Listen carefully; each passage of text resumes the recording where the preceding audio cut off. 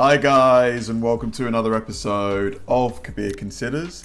In this video, I'm going to react to a Democrat going to a Trump rally to try and understand MAGA supporters.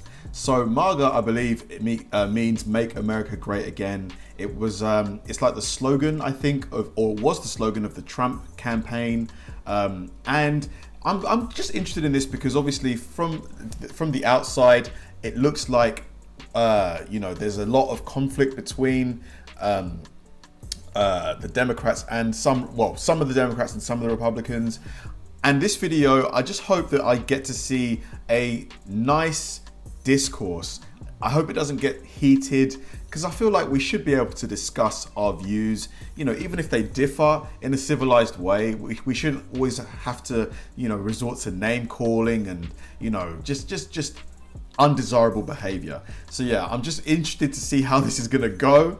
Let's do it. It was taken away from us, but we should have. We did great in New Hampshire. We should have won New Hampshire, but that's okay. President Donald Trump threw himself another rally on Thursday night in a state he nearly clinched in 2016. According to him, his Manchester, New Hampshire event even broke the venue's attendance record set by Sir Elton John. This is Lucas Meyer, the 29-year-old president of the New Hampshire Young Democrats, who is working to stop Trump from flipping the state. We invited him to the rally. Why did you agree to do this rally This will be today? interesting. I agreed to do it today because He's nervous. I think it's instructive to experience that. I mean, this is a really unique time in our country's history. Maybe I'll learn something new. Like I don't count on it, and part of it is I want to see it to motivate myself for the next year and a half, to see what sort of rhetoric, what we're up against. It's always good whenever you're organizing to remind yourself why you're doing this and what drives you to do it. And sometimes confronting that hate is the only way to do it. You could see in his demeanor he was incredibly nervous. Maybe for good reason, I don't know. Yeah, this is not what Manchester looks like on a average Thursday afternoon. This feels like a carnival. Meyer has gone to one other of these events, but that was as a protester. This time, he wanted to try and understand why people support this president at all. We have Lucas here, who's a Democrat. Respect it. How would you convince someone like Lucas to vote for the president in 2020?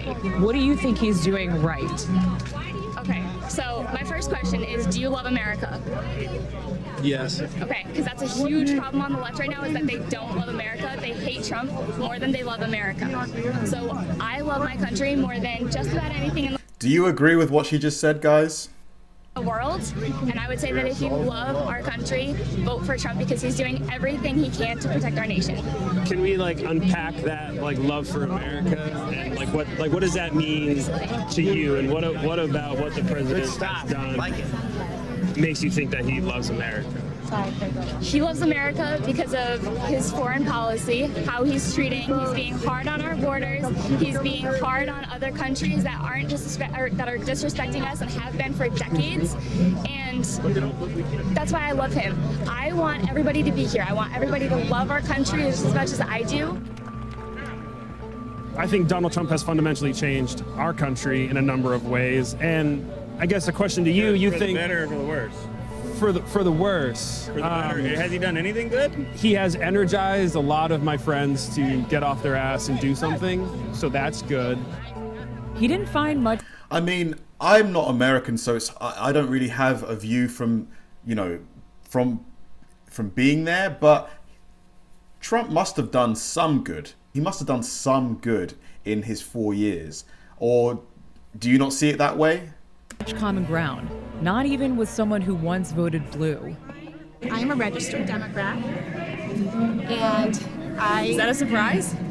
I'm not in New Hampshire. I've been watching since 2016. I've been watching because I was a Bernie girl. He had something really special, and I followed that whole process, and I watched what the Democratic Party did to him, what the Democratic National Committee did to him, and I was disgusted. and I will never vote for another Democrat so long as the party continues down that path. Does she have a point? About 2016 and how Bernie... I mean, Bernie Sanders did have a lot of hype at one point, and then all of a sudden, bang, I remember like people were saying a lot of positive stuff, and then he kind of just vanished. Like, what happened there? He was treated by the party. Here in New Hampshire, I mean, we're in a state where Bernie won handedly, right? So I personally do not see that there were institutional hurdles thrown at his campaign. Okay. I think Hillary Clinton pretty fairly won that race. I see. Are you of the opinion that she won the popular vote? I think that's a fact. I don't think that's an opinion. I think that's a fact that she won the... No, you disagree? She didn't. I disagree, but okay. When the time came, thousands of superfans stood outside the venue to catch a glimpse of 45 on the Jumbotron.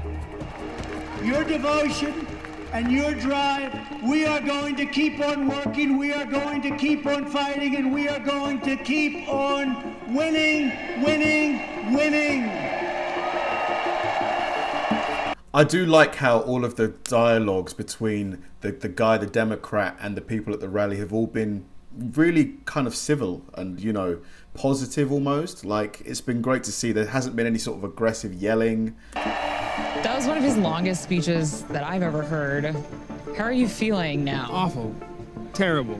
Do you think he's an effective messenger for his campaign? Yeah. It's easy to message when you lie. He is very savvy about how to lay out his argument, in that anything he says that will be fact-checked and be proven to be totally fucking bullshit. Right after, but the fake news will tell you otherwise.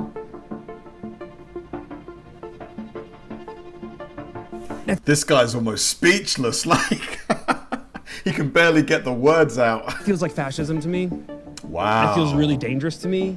Wow, And fascism. we saw it in those what seemed like very civil Big conversations, but we were talking right past each other, right? Because they were operating under a whole different other set of facts than what I was operating under. Did you learn anything at all from speaking with the Trump supporters before the rally? I learned that we have to work our asses off if we're going to beat them, because